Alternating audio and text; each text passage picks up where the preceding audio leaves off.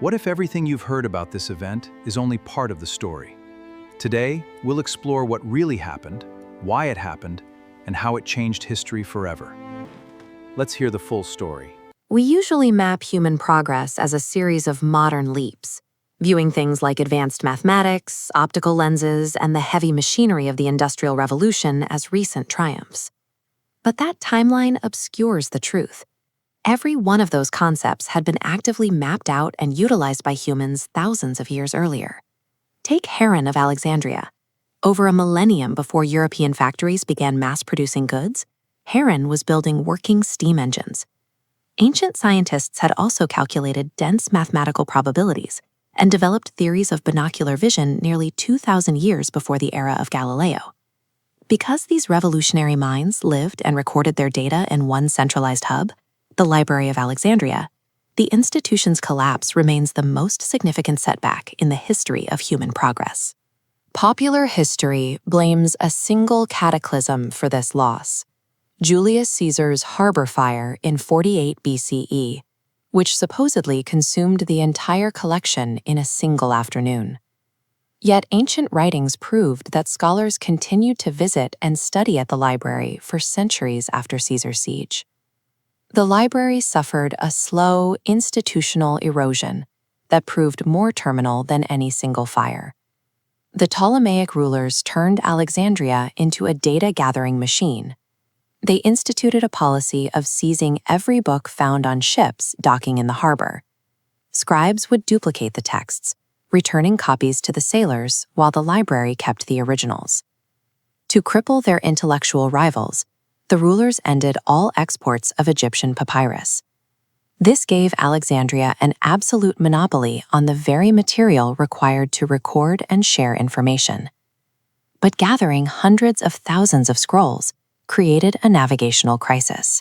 Finding specific information within this expanding sea of data was nearly impossible. A scholar named Callimachus solved this with the Penniques, a 120-volume catalog. It was the world's first massive search engine, categorizing contents by subject. This organization allowed researchers to cross-reference theoretical texts with experimental evidence, forming the early foundations of the scientific method. This ruthless data monopoly and organization engine sparked a golden age of research that pushed human knowledge to heights that would not be reached again for 1,000 years. As the city's control passed from Greek to Roman to Christian and eventually Muslim hands, the library's fortunes shifted. Chronic mismanagement, recurring civil wars, and deep budget cuts under these new regimes slowly eroded the institution's capacity to maintain its fragile scrolls. The earlier scientific reverence faded. New rulers often reclassified ancient opposing texts as dangerous or blasphemous. This shift culminated in the murder of the mathematician Hypatia in 415 CE, an act that symbolized the final death of the library's intellectual tradition. Books typically rot away in the dark when a society decides that preserving knowledge is too costly or too inconvenient. The library's decay resulted in the abandonment of the scientific method itself.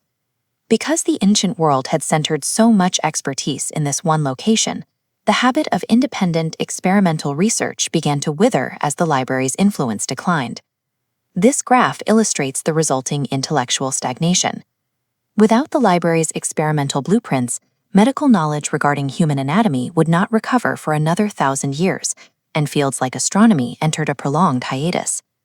Later researchers were left with incomplete summaries of the past, unable to verify or repeat the complex work that had come before them. The tragedy of Alexandria lies in the loss of the intellectual framework humanity had built to interrogate the universe. Today, we look at our cloud servers and digital archives with total confidence, assuming our knowledge is permanent. Our digital data may be physically resilient, but it remains susceptible to the same social rot that doomed the scrolls. The forces that destroy knowledge are often quiet: the defunding of education, the fear of opposing ideas, and the belief that the past is obsolete.